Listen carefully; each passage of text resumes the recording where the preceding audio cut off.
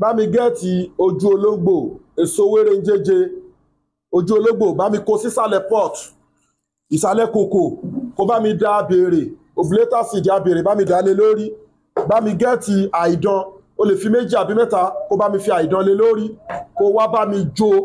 tó bá ti jó kó lọ kó kúnná kó wá virgin olive oil ńlá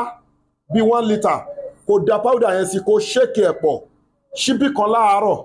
ṣíbí kan lálẹ́ wàá tún máa fi para farabalẹ̀ iṣẹ́ wo ló ń ṣe síwájú kó tó ṣiṣẹ́ yìí fi fídíò yìí ránṣẹ́ síwájú kó tó ṣiṣẹ́ yìí kọ́dọ̀ balagbada fi sákàǹtì àwọn ọmọ aláìní account number ní fáwọn ọmọ aláìní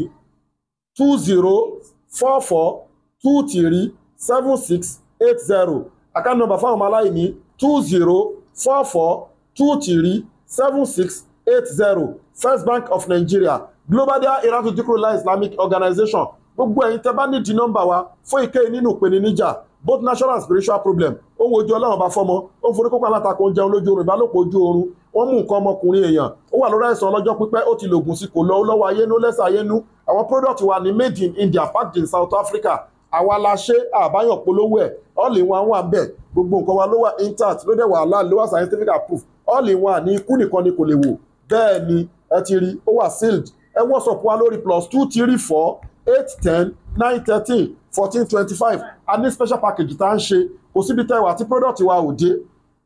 àtàwọn nǹkan tá a bá ṣe fún yín à ń lo GIG logistics a dẹ̀ ń lo DHL láti deliver all over the world lókù náà a máa ń send ẹ̀ pẹ̀lú DHL àbí pẹ̀lú GIG logistics ètò àwẹ̀ wà tá a fi yanjú kéèsì yín fún yín ètò sàrà wà tá a fi yanjú problem yín fún yín ètò àdúrà wà tá a fi yanjú problem yín fún yín ètò sàrà wà bẹ́ẹ̀ àti àwọn halal powder tá a máa ṣe yàtọ̀ sí àwọn brand báyìí bulldozer made fibroid lélẹ́yìí àti fún blockage tube fóbìnrin yàtọ̀ sáwọn product transformer 1100 power ó wà effective gidi fọkùnrin tí ó lè perform dáadáa lọ́dọ̀ ìyàwó ẹ̀ tó bá fẹ́ kó lágbára kó gẹ̀tẹ̀ pẹ̀lú caterpillar àti miracle leaf fọkùnrin ra mẹ́tẹ̀ẹ̀ta papọ̀ kó máa lò ó á lè máa perform dáadáa caterpillar fún obìnrin tó fẹ́ tọkọtìyàwó tó ń wojú ọlọ́run bá fọ́mọ ó wà effective ẹgẹ́ àti miracle leaf ṣe wọ́tọ̀ọ̀tọ̀ 100 àti mọ́ ìzẹ́mzẹ́m la fi preserve senna leaf ó lágbára púpọ̀ jù made in India packed in South Africa ilé am ìsọ̀yè memory booster fún ọmọdé àti fún àgbàlagbà tó ń gbàgbé nǹkan àwọn ẹ̀kọ́ tèmi bá ń lé ni iṣẹ́ tí bàbá mi ń ṣe ni tó dẹ̀ kọ́ mi tí mo dẹ̀ mọ́ ọmọ lọ́rin lèmi bẹ́ẹ̀ ni mo dẹ̀ kẹ́kọ̀ọ́ káàkiri Africa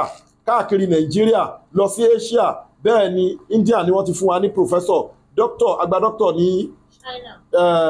China bẹ́ẹ̀ ni lórí acupuncture bẹ́ẹ̀ ni Malaysia náà àgbà doctor ń bẹ lórí physiotherapy àti oríṣiríṣi àwọn ibi tá a ti kẹ́kọ̀ọ́ káàkiri à ń sọ ilé ètò ráyé ti di bá mi everybody ló ń kọ́yàn ní nǹkan títí wá ní ìpìlẹ̀ mi níṣẹ́ mi látọjọ́ tí mo ti lajú pọ̀ mo ń mọ́jú iṣẹ́ yìí ni mo dẹ̀ ń wá ẹ̀kọ́ yẹn káàkiri ó lójú bí tẹ́sẹ̀ mi ò kàn lórí pé mo ń wá mímọ̀ lójú ọ̀nà egbògi o lójú ọ̀nà spiritual alhamdulilayi látúnṣàkú anfusakun wa alamu bimani ntakọ àfẹlẹ́ iṣẹ́ ìyanran àfi ṣe proud àfi jẹ́kẹ̀yìn olólùfẹ́ àmọ̀ pé right way láwà yá má pera ẹ ní nǹkan ọlọ́run ọba ní nǹkan ẹ wo àwọn product yẹn ti rí powder ló wà nú ẹ medicine bottle ni ó gba láàbù kọjá kíyàn tó lè ṣe iṣẹ́ yìí ṣe mọ̀ pé kò easy made in India packed in South Africa àtọ́ríṣiríṣi àwọn nǹkan bẹ́ẹ̀ ṣe ti rí tó gbó nǹkan wa ló wà intact àdúrà ló ń gba agbára kọ́ ojú òní ti yín o inú yín àdùn àyọ̀ yá kú iṣẹ́ tí mo kọ yìí fi ránṣẹ́ fáwọn èèyàn ẹni tó ń jẹun lójú oorun tó ní ìbálòpọ̀ ojú oorun tó ń forí kókó aláǹtakùn tó rìn mọ́lẹ̀ egbògi tí mo kọ yín tán sí òun ló máa lò máa mu ṣíbì kan láàárọ̀ máa mu ṣíbì kan lálẹ́ tó bá ti mú kó mu warm water lé lórí kó tún máa fi kíní yẹn para bí sínú láì tààlà tó bá kọ́kọ́ ń lò ó ẹ̀mí òkùnkùn yẹn sì lè máa gbé àwọn àlá yẹn wá àwọn nǹkan wọ̀nyẹn wá má dá lóhùn o ó fẹ́ distract ẹ kó má lo kíní yẹn mọ́ ni continue máa lò lọ kò ní kápá lórí ẹ tó bá dẹ̀ ń lò lọ́wọ́ náà tó bá lálàá bẹ́ẹ̀ kò ní ṣiṣẹ́ wọ́n fẹ́ distract ẹ láti filẹ̀ ni egbògi tó lágbára ni láàárín àwọn Zulu ni mo ti kọ́ ní South Africa bẹ́ẹ̀ ni so ọlọ́run á gbàdúrà wa ó wà effective gidi àwọn nǹkan táwọn ń lò nìyẹn ẹ ti rí ìkan nínú wọn ló kọ́ mi èso wéré jẹ́jẹ́ oblata seed abèrè